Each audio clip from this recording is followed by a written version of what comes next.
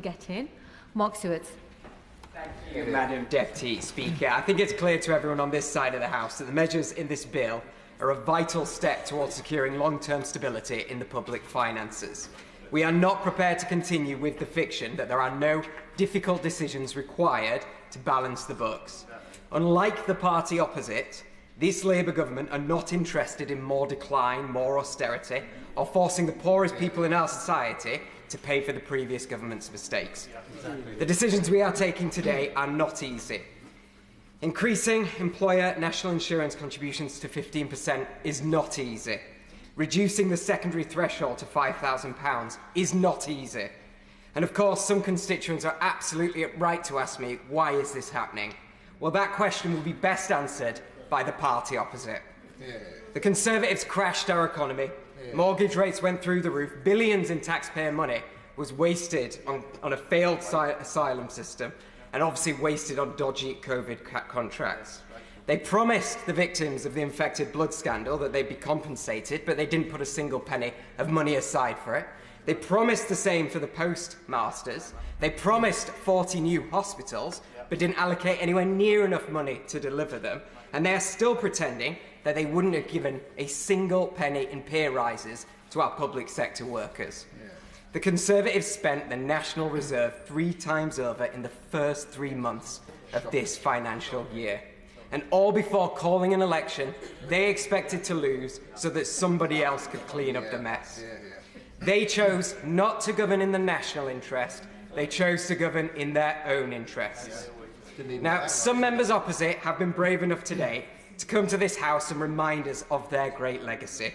But I have to tell them, 14 years of failure and a £22 billion black hole, leaving our nation on the brink of bankruptcy, that is their legacy. Now, by making these changes to national insurance, we will be able to provide the funding to public services that is desperately needed. This is including, but not limited to, the £25 billion of investment going into our NHS, the 6,500 new teachers that we're going to recruit, and providing local authorities with £600 million in funding for social care. I won't give away because I want to make sure everybody gets in. In addition to this, we are also committed to protecting the small businesses by increasing employment allowance to £10,500. We are blessed in Leeds South West and Morley with hundreds of small businesses right across the constituency, from Queen Street in Morley to Wortley and back again to Ardsley. I can say to many of them that these changes mean that many small businesses will pay the same or less than they do now. We will not run away from the difficult decisions. We back our country to succeed. But given the obvious opposition to the Conservative Party to these measures, I must ask them, how will they pay for our public services? And perhaps I do need to give way at this point. I'm sure you'll forgive me, Madam Deputy Speaker. By all means. Thank you very much. I sit on the Education Select Committee with the honourable gentleman, and I wonder what he will say to the people who work in the education sector.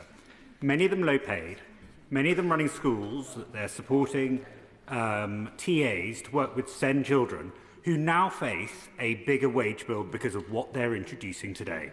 Can you speak to that for a moment? Of course I can. In the minute remaining, I gently say to him that he needs to have a word with his Leader of the Opposition. The simple case is that she has welcomed the positive spending plans that we have put in the budget, but has rejected every revenue-raising measure that we have suggested. Now, we are going to take the tough decisions, like with this bill today, to fix the foundations of our economy and restore our public finances. The choice is pretty clear. It's a Labour government that invests in our country's future, or a Conservative party still obsessed with their fantasy politics based on saving their party, not saving our country. The choice is clear, and I know which side I'm on.